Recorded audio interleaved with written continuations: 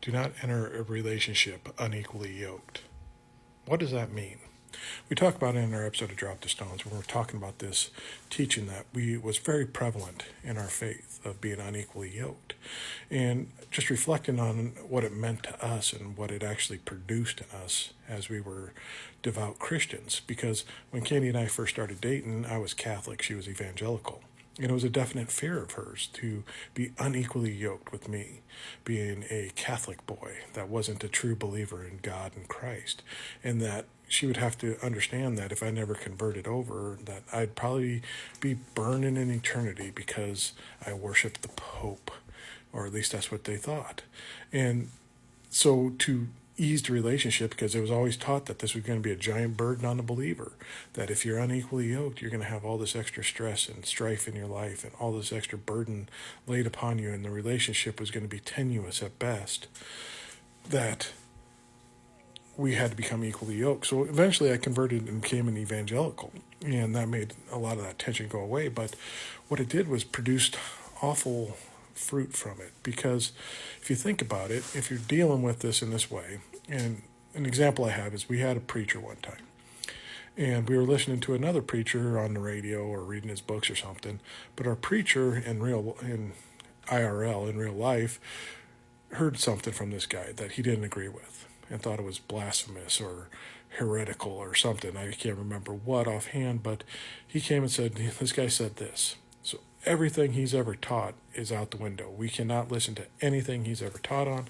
or spoke on because it doesn't agree with me on this one point. And it leads to this incestuous belief system where everything has to be 100% aligned in our bubble in agreement with us, and anything outside is bad, and we have to get rid of it and purge it completely. And just it gives spiritual inbreeding vibes where you can only marry within your own group and populate within your own group, because this is what we are. So don't look outside the church for partners. And if you do look outside the church, make sure it's a sister church or someone that aligns directly with our belief systems.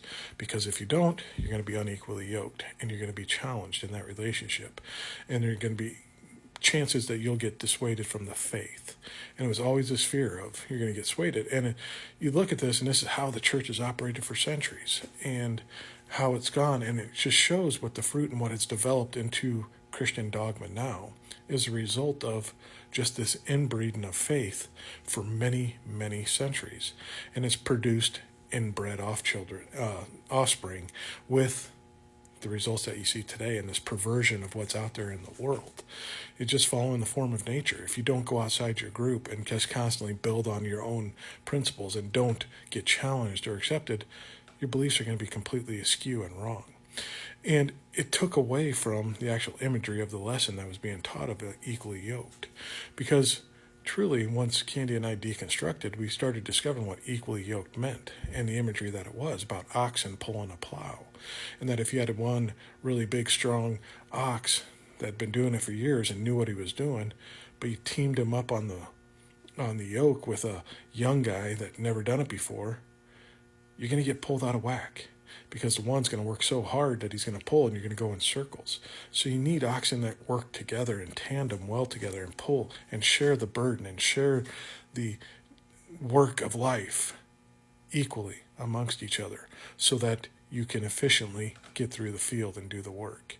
And when we deconstructed and got rid of the gender roles and got rid of all the boxes that we were supposed to be put in, and started actually concentrating on what we were best suited for and best worked at, and started working in tandem together to conquer the challenges of life together, life got a lot easier for us.